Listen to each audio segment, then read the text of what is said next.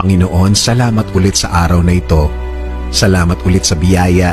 Salamat sa umpisa ng araw na ito na ikaw ang nasa isip ko at puso ko so I can be guided all throughout.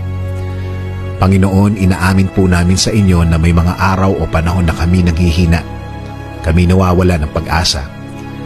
Kahit konting pag-asa hindi namin makita at lungkot at sakit ang dala nito sa amin, Lord. And minsan, Lord, nadadamay ang mga mahal namin sa buhay. Hindi man namin gusto na masaktan sila. Parang nadadamay sila sa aming mga problema sa araw-araw, Panginoon. Panginoon, humihingi kami ng lakas sa inyo. Bigyan nyo kami ng lakas na galing sa inyo, Lord. Bigyan nyo kami ng inspirasyon para lumaban sa mga nasa harap namin, Panginoon. Alam po namin na hindi kami dapat ganito dahil kami ay mga anak mo, Lord. Pero minsan tinatalo kami ng sitwasyon na nasa harap namin. Nawawala ang aming paniniwala at faith, Lord. Kaya we're asking for forgiveness, Lord. Panginoon, simula sa oras na ito, sa inyo na kami magpo-focus para makuha namin ang lakas na kailangan namin sa araw-araw. Wala na kaming ibang iisipin kundi ang kasama namin kayo sa araw-araw.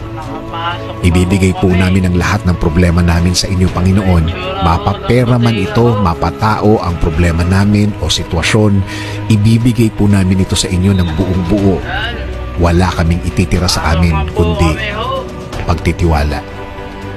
Maniniwala kami at kakapit na ang lahat ng ito'y magbabago, ang lahat ng ito'y lilipas na parang hangin lang na dumaan, na ang lahat ng ito'y makikita ng mga tao sa paligid namin, na magugulat sila na kaya mong gawin ito sa aking buhay at malalaman nila na kaya mo rin itong gawin sa kanilang buhay din, Panginoon.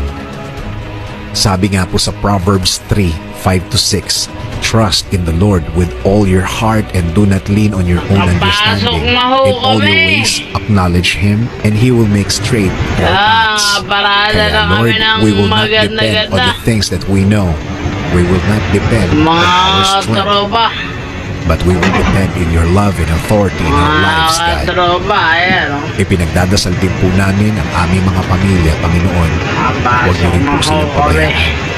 Bless them and guide them. Protect them, Lord, from all viruses and sicknesses, Lord. Please be with them always, Lord. Please continue to watch over them and bless them, Panginoon. And Panginoon, alagaan niyo rin po ang aming bayan. I-bless niyo rin po ang aming mulo sa bansang ito, Panginoon. Lead them and also guide them. Gawin niyo po silang malaking tulong sa aming bayan, Panginoon.